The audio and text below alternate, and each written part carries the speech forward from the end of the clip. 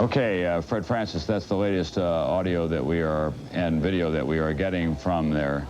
Let's go to Detroit now. Detroit is a city, I think it's kind of the unofficial Middle Eastern capital of the United States. A lot of Arab Americans have emigrated to that area over the years, Palestinians, Lebanese, people from Egypt as well, and also from Iraq. And NBC's Lucky Severson is there tonight. Tom, I'm with Osama Siblani, who is publisher of the largest Arab American paper outside of the Middle East. We're in Dearborn, a suburb of Detroit. I think there are about 250,000 Arab Americans here. Is that right? That is correct, Lucky. You're putting out a special edition tonight, and from the tears I've seen on some of the workers' faces tonight, this will not be an edition rejoicing or attacking Iraq. Well, of course not. It is what's happening today, and the Arab Americans are watching events unfolding in the Middle East. It will be the major catastrophe that in our modern time. We are angry and we are disappointed that our country, the United States, is involved in a war against our people overseas. You don't think the U.S. should have done anything? I think the United States could have done a lot of things. I think diplomacy was not exhausted. We did not see it as exhausted as they claim that they have. Many things could have been done to avert war. You feel as if you're a victim of both Saddam Hussein and President Bush.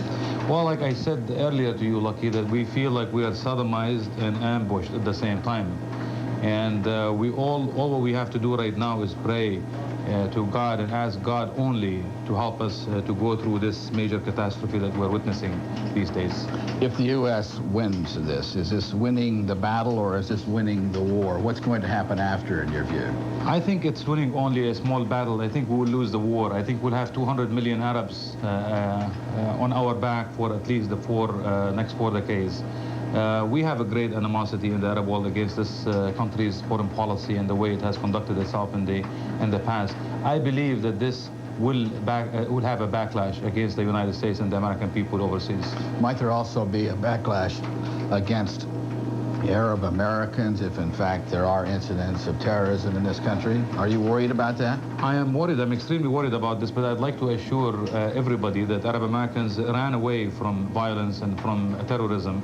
And if there is if there is anybody there that's hiding somewhere and the Arab American community know about it, they would be the first one to tell the FBI and the first one to tell the authorities.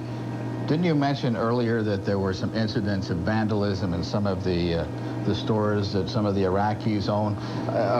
The Iraqis own, I think, like 90% of the supermarkets and the stores here. Well, in as a matter of fact, area. just before we got on the air, Lucky, we just received a phone call, just before we got on the air, from a guy from Saudi Arabia who owns a gas station in Detroit that has been, somebody shot at his gas station and vandalized his gas station, and he called the police and the man was arrested. So we have this kind of things that's going to go on, but we hope that our American citizens, the fellow citizens, non-Arabs, realize that Arab Americans are human beings and they have feelings, and there are a lot of anger there, and they're worried. They are watching with worried. Okay, thank you very much, Osama Siblani. Back to you, Tom. Thank you.